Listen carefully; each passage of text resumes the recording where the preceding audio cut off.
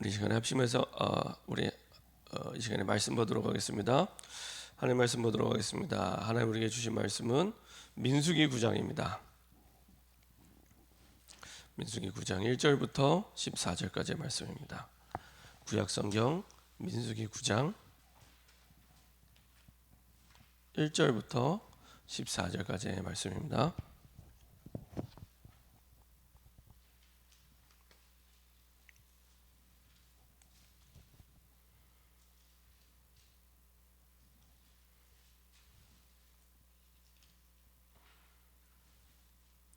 민수기 9장 1절부터 14절까지 같이 한 목소리로 합독하겠습니다. 애굽 땅에서 나온 다음에 첫째 달에 여호와께서 시내 광야에서 모세에게 말씀하여 이르시되 이스라엘 자손에게 유월절을 그 정한 기일에 지키게 하라. 그 정한 기일 곧 이달 14째 날 해질 때에 너희는 그것을 지키되 그 모든 율례와 그 모든 규례대로 지킬지니라. 모세가 이스라엘 자손에게 명령하여 유월절을 지키라 하며 그들이 첫째 달 14째 날 해질 때 시내 광야에서 유월절을 지켰으되 이스라엘 자손이 여호와께서 모세에게 명령하신 것을 다 따라 행하였더라. 그때 사람의 시체로 말미암아 부정하게 되어서 유월절을 지킬 수 없는 사람들이 있었는데 그들이 그날에 모세와 아론 앞에 이르러 그에게 이르되 우리가 사람의 시체로 말미암아 부정하게 되었거니와 우리를 금지하여 이스라엘 자손과 함께 정한 기일에 여호와께 헌물을 드리지 못하게 하심은 어찌함이니까. 모세가 그들에게 이르되 기다리라. 여호와께서 너희에게 대하여 어떻게 명령하시는지 내가 들으리라. 여호와께서 모세에게 말씀하여 이르시되 이스라엘 자손에게 말하여 이르라. 너희나 너희 후손 중에 시체로 말미암아 부정하게 되든지 먼 여행 중에 있다 할지라도 다 여호와 앞에 마땅히 유월절을 지키되 둘째 달 14째 날 해질 때에 그것을 지켜서 어린 양의 무교병과 쓴나물을 아울러 먹을 것이요 아침까지 그것을 조금도 남겨주지 말며 그 뼈를 하나도 꺾지 말아서 유월절 모든 율례대로 지킬 것이니라. 그러나 사람이 정결하기도 하고 여행 중에도 잊지 아니하면서 유월절을 지키지 아니하는 자는 그 백성 중에서 끊어지리니 이런 사람은 그 정한 기일에 여호와께 헌물을 드리지 아니하였은즉 그의 죄를 담당할지며 만일 타국인이 너희 중에 거류하여 여호와 앞에 유월절을 지키고자 하면 유월절 율례대로 그 규례를 따라서 행할지니 거류민에게나 본토인에게나 그 율례는 동일할 것이니라. 아멘. 제가 한번 기도하고 말씀 나누도록 하겠습니다.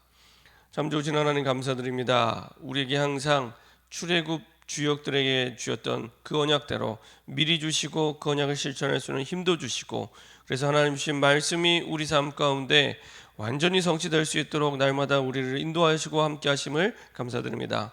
우리의 모든 일의 제1순위가 하나님의 말씀이 되게 하시고 하나님의 말씀을 앞세워가며 인도받을 수 있도록 주님 인도하여 주옵소서. 주님의 말씀 속에 모든 답과 모든 힘을 얻게 하시고 우리의 생각, 마음, 영혼 속에 말씀보다 앞서가게 만드는 모든 불신앙과 흑암이 결박되게 하시고 주의 언약 따라 이루시는 주의 말씀 따라 성취하시는 하나님의 능력 속으로 그 언약의 예정 속으로 들어갈 수 있도록 인도하여 주옵소서. 감사드리며 주 예수 그리스도의 이름으로 기도합니다. 아멘. 오늘 함께 나눌 말씀 제목은 유월절의 의미입니다. 유월절의 의미입니다. 이제 오늘 이 민수기 9장에 보면 이스라엘 백성들이 출애굽을 하고 나서 약 한 2년 정도 가데스 바네아 땅까지 가게 됩니다. 그리고 나서 가데스 바네아 땅에서 한 38년 동안을 지내게 하십니다. 이런 과정 속에서 하나님께서 가장 중요하게 여겼던 부분이 유월절입니다. 왜냐하면 이스라엘 백성들이 400년 동안 노예되었다가 그 노예된 부분을 빠져나가게 했던 부분이 바로 이 유월절이었습니다. 그래서 유월절 그 언약의 그 피의 비밀로 말미암아 그 누구도 상상하지 못하고 그 누구도 할 수 없었던 이 완전히 400년 동안 노예된 모든 것에서 완전히 영원히 단번에 해방된 날이 바로 이 유월절입니다. 그래서 유월절이라고 절기를 만드신 것은 당대에 한 번만 지키고 끝내라 이게 아니라 영원히 지킬 규례로 만들기 위해서 절기를 만든 거거든요. 그래서 사실은 영원히 지킬 그 규례로 만든 그 유월절의 증인으로 하나님은 서기를 원하십니다. 그래서 다시는 후대가 사실은 애굽의 종되고 노예됐던 것처럼 다시는 노예되지 않도록, 다시는 사단의 노예가 되지 않도록, 세상의 노예가 되지 않도록 이 유월절 그 절기의 증인으로 하나님이 서기를 원하십니다. 다시 말하면 우리에게 주신 복음의 증인으로 내가 처음 예수 믿을 때뿐만 아니라 평생의 그리스도 복음의 증인으로 하나님은 서기를 원하십니다. 그러니까 우리의 모든 상황 속에 하나님은 이 복음의 증인으로 서기를 원합니다. 그래서 사실은 저와 여러분들이 우리의 환경, 내가 만나는 사람을 가장 빨리, 가장 바르게 바꾸고 응답받는 비밀은 내가 복음의 증인으로 서는 겁니다. 증인. 지금도 기억나는 게 매년 이렇게 여름이 되면은 이제 1년에 2번, 여름, 겨울 요 기간에 그 강사단 그 훈련을 합니다. 하루 정도 이렇게 날을 잡아서 다락방 안에 뭐 신학교를 담당하고 있는 뭐 신학원, 그다음에 뭐 합숙이나 집중훈련을 맡고 있는 이제 강사들을 모아서 이제 훈련을 계속 시킵니다. 뭐 여름에 한 번, 겨울에 한 번 계속 시키는데 그런데 이제 몇 번 말씀하셨죠. 지금도 잊혀지지 않은 게 강사들이 서서 여러 가지 말씀을 많이 전할 기회가 있는데 이 복음을 설명하는 자나 가르치는 자가 아니라 증인으로 서야 된다. 증인. 그 얘기를 하시더라고요. 근데 그게요 평생 잊혀지지 않습니다.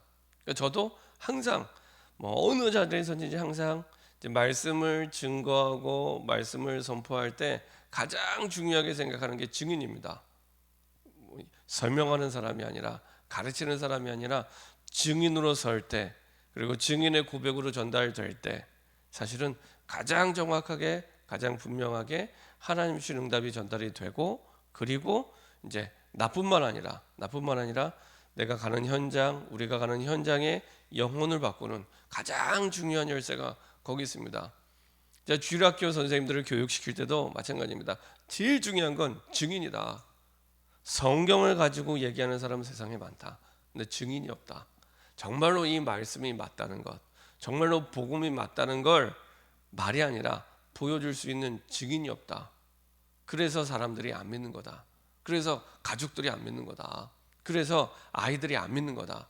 그래서 이 복음의 증인으로 설 때 그때부터 바뀌기 시작한다. 말로 사람이 바뀌는 게 아니라 증인으로 설 때 그때 바뀌는 거다. 그래서 주일학교 교사를 가르칠 때도 가장 많이 말하는 게 그 부분입니다. 증인. 이번에도 이제 뭐 우리 여름성교 자체 훈련을 하면 또 얘기할 겁니다. 가장 중요한 부분이기 때문에. 그렇죠? 예수님의 12제자가 마가다락방 이후에 증인으로 섰거든요. 예수님이 주신 말씀의 증인으로. 마찬가지입니다. 그래서 유월절을 절기로 만들어서 아예 생각, 마음, 영혼 속에 완전히 증인될 만큼 각인되고 뿌리 내리고 체질되도록. 첫 번째입니다. 많은 사람들이 복음 받고 나서도 이제 어려움을 겪고 힘든 상황 가운데 놓여 있는 일들이 많은데요. 그 부분은 많은 상처가 계속해서 그 사람의 인생을 잡아당기고 있기 때문에, 그 상처가 사단의 통로가 돼서 복음의 답이 되지 않았기 때문에 계속 그 상처, 아픔을 통해서 사단이 끝까지 공격을 합니다. 그렇죠? 그러니까 설 듯하면 또 무너뜨리고, 설 듯하면 또 무너뜨리고요. 그래서 사단은 끝까지 상처가 아닌 자를 찾아와서 그 상처가 사단의 틈을 되게 해서 망하게 만들죠. 뭐 불신자는 말할 것도 없고요. 지금도 기억나는 게 그 2008년도였나요? 그때 최진실이 자살을 했잖아요. 근데 보면은 너무 안타까웠던 게 최진실도 자살하고, 그 다음에 남편도, 이혼한 남편도 조성민 씨잖아요. 유명한 야구 선수 자살하고, 얼마나 잘생겼습니까? 생기기도 잘생겼어요. 자살하고, 그 다음에 남동생도 자살하고, 너무너무 안타깝더라고요. 이미 그 어머니도 보니까 최진실처럼 이미 이혼했고, 그 대물림 속에, 그리고 이제 자살하고. 근데 세상 사람들 보면 누가 더 봐도 부러워할 만한, 그때 이미 한 200억대 자산가였습니다. 최진실이. 그래서 한강이 바라다 보이면 아주 고급 아파트를, 집을 사서 그 아파트 그 집 안에서 목욕탕에서 이제 목매달아 자살을 했죠. 그래서 야, 참 나중에 그 아들 하나 딸 하나 있잖아요. 근데 이 자녀들이 굉장히 걱정돼요. 그대로 그 저주의 재앙과 문제가 그대로 전달됩니다. 이미 딸은 보니까 문제가 왔어요. 딸은 이미 루푸스병에 걸렸더라고요. 루푸스병이라고 아시죠? 이게 평생 불치병입니다. 이게 자가 면역 질환입니다. 그래서 이게 이 세균이 들어오면은 백혈구가 그 세균을 공격을 해야 되잖아요. 근데 이제 피하 식별을 못 하는 거예요. 백혈구가 어느 놈이 적군인지 아군인지 구별을 못해서 이제 자기 몸을 공격하는 겁니다. 그게 이제 루푸스병이거든요. 제가 전에 가르친 청년 가운데 이 루푸스병 걸린 청년이 있었습니다. 처음에는요 별 반응이 없어요. 이 루푸스병이요 이게 보통 공주병이라고 합니다. 공주병. 조금만 움직이면 금방 피곤해지기 때문에 가만히 있어야 돼요. 근데 이제 미리 치료를 안 하면 어느 순간 급격하게 이제 무너지기 시작합니다. 딱 어느 순간이 되면 급격하게 무너지기 시작합니다. 그래서요 조그만한 세균이 그때부터는 이렇게 딱 파고들어도 바로 중환자실에 실려갈 만큼, 그러니까 어제까지 멀쩡했는데 예를 들면 오늘 아침에 갑자기 중환자실에 실려갈 수가 있어요. 그 병균 때문에 막을 힘이 없어서. 그리고 제가 그 청년 때문에 그 세브란스 병원 중환자실에 몇 번 갔습니다. 가서 이제 그 오빠랑 같이 이제 보호자 동의가 있어야지 막 여러 가지 시술할 수 있도록 이렇게 되어 있기 때문에 보호자 동의서도 쓰고 그랬는데요. 본인은 이제 그 교회 청년도 굉장히 이제 이뻤어요. 근데 루푸스병에 걸렸는데 이게 별로 못 느끼니까 계속 그냥 막 산 겁니다. 어느 순간부터는 이게 확 문제가 오더니 이제 스테로이드 약을 먹어야 됩니다. 근데 스테로이드가 약을 먹으면 부작용이 되게 심하거든요. 막 얼굴이 붓기 시작하고 몸이 붓기 시작하고 머리카락 빠지기 시작하고. 그러니까 이 친구도 얼굴이 예뻤는데 어느 순간 얼굴이 달덩이가 됐더라고요. 그 스테로이드 부작용 때문에. 그리고 계속되면요 이 멀쩡한 뼈가 썩어 들어가기 시작합니다. 스테로이드를 오래 복용을 하면 뼈가 나중에 괴사가 일어납니다. 그래서 나중에 젊은데 고관절이나 무릎 관절을 다 인공관절로 바꿔야 됩니다. 근데 약을 안 먹을 수가 없어요. 루푸스병이 평생 달고 가는 불치병이기 때문에. 근데 본인이 조금 이제 회복이 되면 약을 또 줄여가고. 근데 제가 딱 보니까 이제 세상 사람들은 그 병을 공주병이라고 얘기하는데 제가 볼 때는 성령 충만병입니다. 성령 충만병. 성령 충만하면 몸이 좋아져요. 근데 예민해 갖고 또 막 시달리면은 또 이제 막 급격히 컨디션이 다운되기 시작합니다. 그럼 약에 이제 정말 컨디션 좋을 때는 한 알, 두 알 먹어야 되는데 안 좋아지면 막 9알, 10알 이렇게 먹어야 됩니다. 성령 충만해지면 몸도 금방 좋아지는데 안 충만하면 또 다운되고. 근데 지금 이제 그 청년이 죽었는지 살았는지 모르겠어요. 근데 그 병이 그 최진실 딸에 이미 왔어요. 얼굴이 이미 달덩이가 됐더라고요. 그래서 쟤 약 많이 먹겠구나. 그러니까 굉장히 얘도 예민하고 그 다음에 계속 시달리겠구나. 그래서 안타깝다. 복음을 모르는 가운데 왜 저주 재앙이 왔는지도 모르고 계속 당하는구나. 돈은 너무 많아요. 지금도 너무 많아요. 남긴 유산이 많기 때문에 너무 많은데 계속 고통당하고 있습니다. 너무 안타깝더라고요. 그래서 너무나 많은 사람들이 상처가 사단의 통로가 돼서 그 문제와 저주장이 왜 왔는지도 모르고 계속 당하는 겁니다. 그래서요 상처 가진 자는 그게 복음이 들어가면 반드시 그 상처가 중요한 축복의 발판이 되고 응답의 통로가 되고 다른 사람을 살리는 중요한 길이 됩니다. 근데 복음이 들어가지 않으면 반드시 사실은 그게 문제가 됩니다. 반드시 그게 어려움이 되게 됩니다. 구원받고 나서도 그 상처에 속아서 불신자는 아닌데 불신자처럼 살아가게 됩니다. 그러니까요 이게 보통 심각한 일이 아닙니다. 계속 어려움을 겪게 되죠. 그래서 유월절을 절기로 만들어서 영원한 규례로 만든 것은 잊지 말고 그 복음이 완전히 각인되도록 이 복음을 몰라서 사실은 저주 재앙이 왔기 때문에, 이 복음을 몰라서 계속 문제가 왔기 때문에 그렇습니다. 두 번째로 이 복음이 뿌리 내려야 됩니다.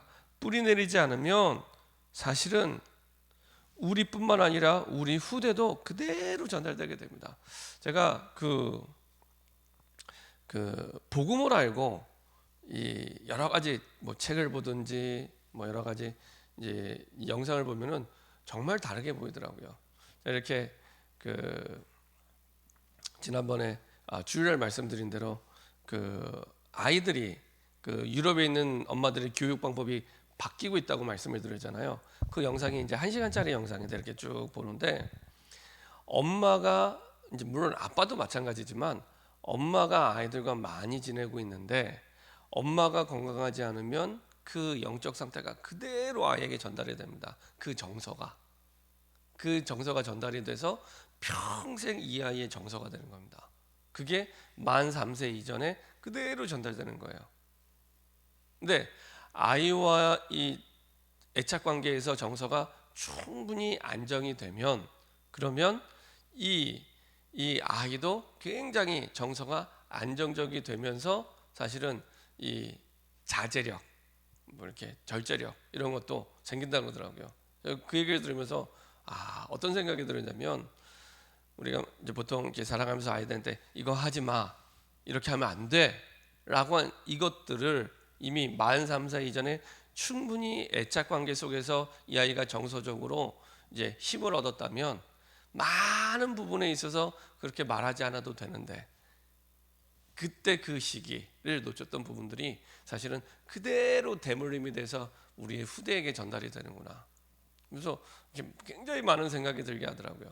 그래서 그 다큐멘터리를 보면은 여러 가지로 이제 유럽 사람들 같은 경우에 이제 굉장히 이제 뭐 엄마든 아빠든 일하면서 이렇게 문화가 돼 있잖아요. 아이를 키우는 게.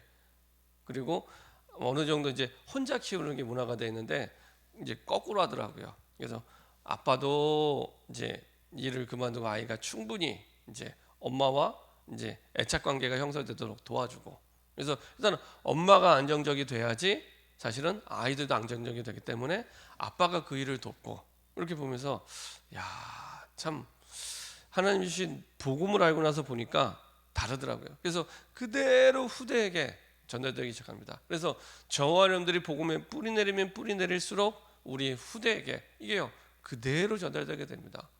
그래서 저와 여러분들이 유월절의 그 언약을 통해서 다시 한번 이스라엘 백성들에게 이 뿌리 내려서 그 후대를 살리기 원하는 하나님의 계획 속에 유월절을 영원한 규례로 삼고 지키도록 하나님께서는 말씀하셨죠. 그래서 광야길을 떠나는 이 이스라엘 백성들에게 다시 한번 유월절을 얘기하고 평생의 규례로 지키도록 하나님께서는 인도하고 계십니다. 그리고 이 유월절의 언약이 완전히 우리 체질이 될 때 이것이 우리 후대가 어느 현장에서든지 살아남을 정도가 아니라 살리는 사람의 응답을 누리게 됩니다.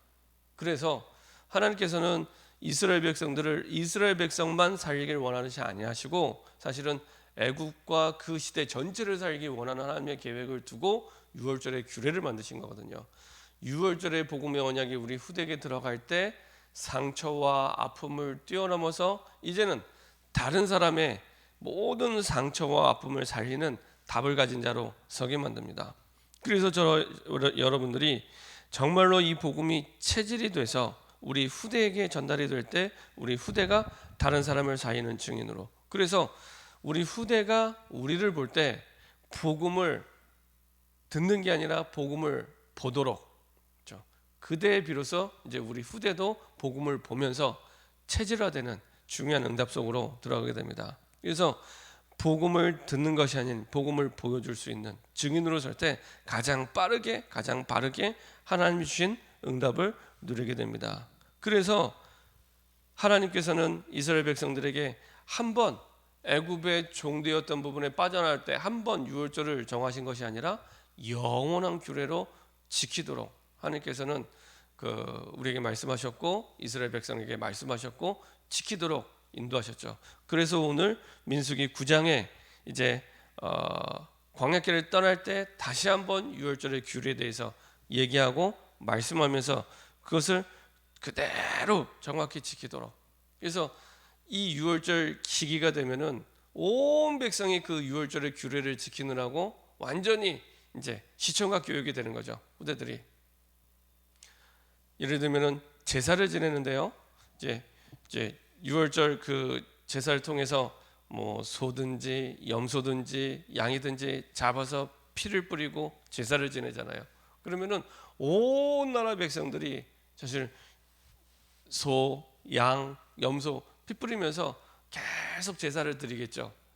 근데 그거를 이제 그 온 나라 모든 사람들이 보면서 확인하면서 이제 묻기도 하고 자연스럽게 보기도 하고 그리고 다시 한번 언약을 붙잡기도 하고 그렇게 하나님께서는 후대들에게 영원히 잊지 않을 규례로 보게 하시고 확인하게 하시고 누리게 하신 것입니다. 특별히 여호수아 4장 7절에 우리가 주일날 보았던 말씀에 보면 이제 규례에 대해서 전달할 내용을 무엇을 전달해야 될지를 정확히 말씀하고 있습니다. 마지막으로 여호수아 4장 7절을 한번 보도록 하겠습니다.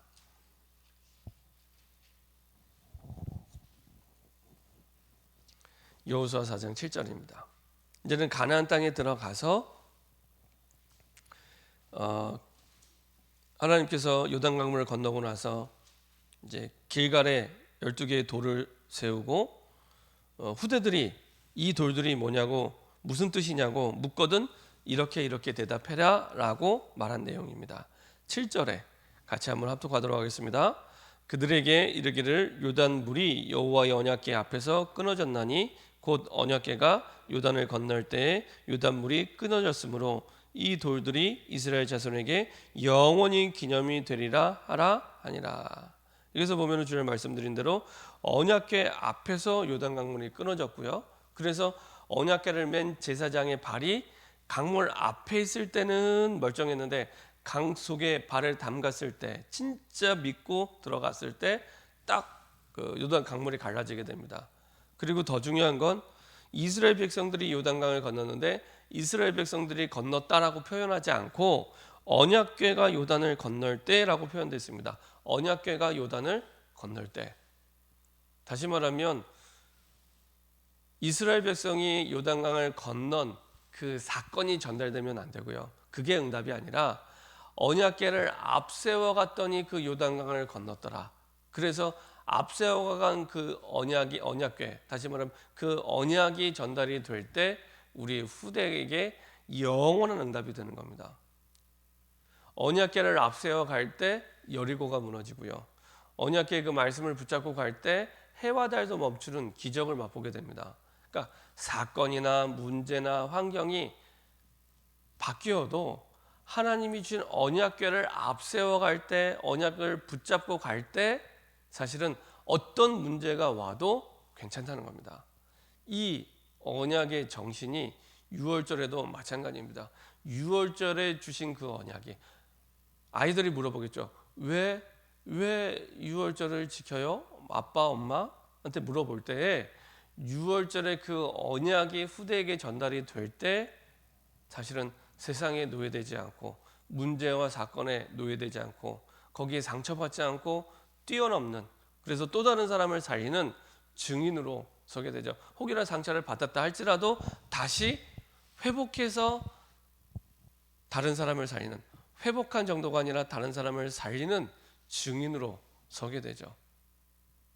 그래서 정확한 언약이 우리 후대에게 응답이 전달되는 게 아니라 그 응답을 주실 수밖에 없는 언약이 전달될 때 사실은 정확한 응답이 됩니다. 그래서 유월절에 그 언약이 각인되고 뿌리되고 체질될 때 사실은 정확하게 우리 후대에게도 전달되기 시작합니다.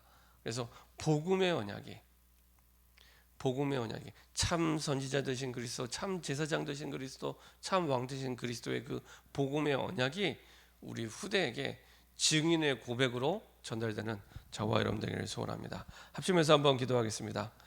오늘 유월절에 대해서 말씀을 나누게 되는데 하나님 유월절의 그 언약이 유월절의 그 사건만 전달되는 게 아니라 행사가 전달되는 것이 아니라 6월절의 그 언약이 우리 후대에게 전달될 수 있도록 복음의 그 정확한 언약이 각인되고 뿌리 내리고 체질되어서 우리 후대에게 그 복음의 언약이 그대로 전달될 수 있도록 하나님 먼저 복음의 증인으로 서게 허락하여 주옵소서. 먼저 복음이 각인 뿌리 체질되어서 내가 먼저 누리게 하시고 그 복음이 전달되는 증인으로 설 수 있도록 우리 시간에 합심해서 한번 기도하도록 하겠습니다. 전능하신 하나님 감사드립니다. 하나님의